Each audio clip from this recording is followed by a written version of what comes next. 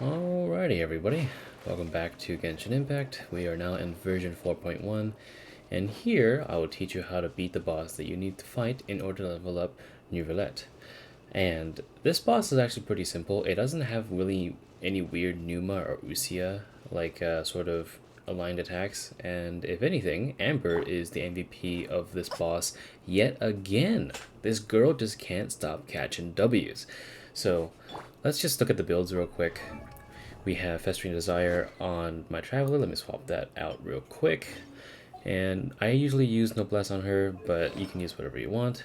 Amber will be using the Slingshot, actually. Let me switch that back as well, because Slingshot's actually pretty good. Or Sharpshooter's Oath. It has a weak spot, but I just have Wanderer's Trip, as any archer does. For Noelle, I have the White Blind and 4-Beast Gladiator, but she's just here for double Geo bonus and also for protection, and Xiangling is here for double pyro bonus, but I do have her built, but she won't be the focus of this fight. If anything, she might actually be a little lacking. Now, when it comes to, remember, this is open world, so if you're struggling with doing damage to the boss, then feel free to eat some food. It's not hard to come across food nowadays. I'm just going to increase my crit rate a little bit because I do have some crit-centered builds here, so might as well go forward with it. And again, this fight does not have any sort of weird Usia or Numa stuff. It's just destroy core and do DPS. So let's just approach the thing and shoot it in its butt. Alright, so when the fight first begins, he's just going to take less damage. And then what you got to do is, you see a little health bar that popped up? And here we go. We're going to start off the Stomp, and we're going to use Amber's Burst to eliminate some of its shield or the core already, which is already why I like using Amber for this fight, because of how easy it is for it to just do continuous damage to the core.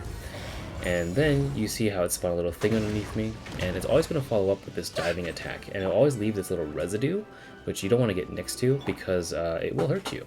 Kind of like thinking about Signora's like fire stuff on the floor. You can dash through it, but, well, that kind of sucks. Also, this, you can either double dash, or you can actually swap to another character and it will lose tracking on you, which is actually really cool. So, I actually forgot which mechanic that's recycled from, but regardless, it's actually really simple, because sometimes you don't have the stamina, and it's for those that just want to walk out of the attack. Now, when you happen to lower its health bar of the core to like around 20%, it's going to spawn in these huge totems and also do these huge attacks. Do not get greedy, always do one at a time, because if you don't, you might actually get blasted. And now, we are going to do our DPS phase. Now, don't be tricked, because this particular DPS phase, the Seahorse can still attack you. It actually one-shot my Neuvillette by accident.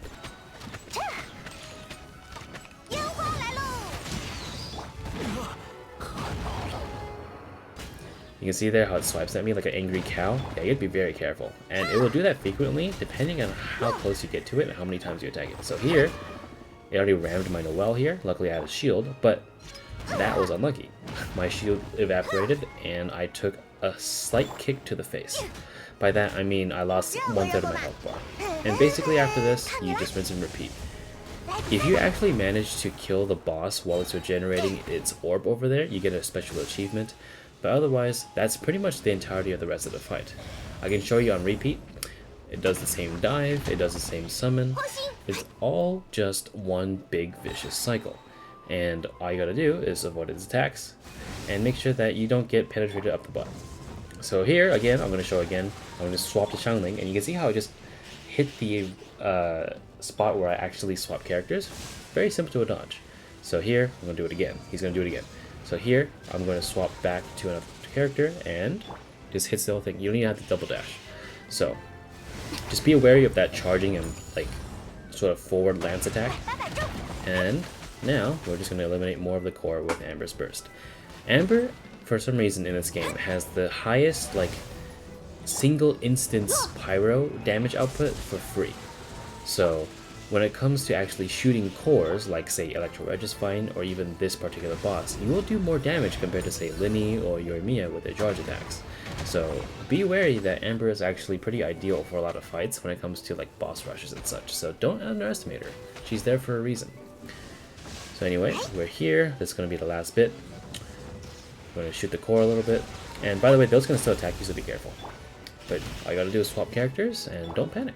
So we're just going to finish off with the well here and blast it real quick with a few geo attacks. And I believe this should be it. You could actually iframe the, you know, those attacks, but I mean, it's already dead. What else do you want me to do? So something of note, you can actually do another strat, which is burning off the core, but it's a little bit finicky. But if you manage to get the Dendro or Pyro application to the core itself, the location of it on the hitbox, you'll be able to burn off the core very easily. Nahida is a no-brainer for this, but I think D is actually not a bad option considering how fast I literally got it into the 3 totem phase here. But otherwise, you can use Nahida for these totems as well, since they're electro, they're weak to Dendro.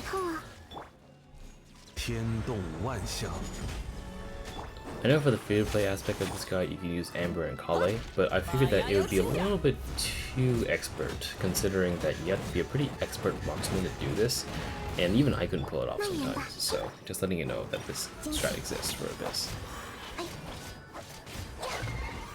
So now, thank goodness, because after that Seahorse is dead, now, with your newly acquired Neuvillette, or whatever character you lost 50-50 on, well, let's have ourselves a little bit of fun.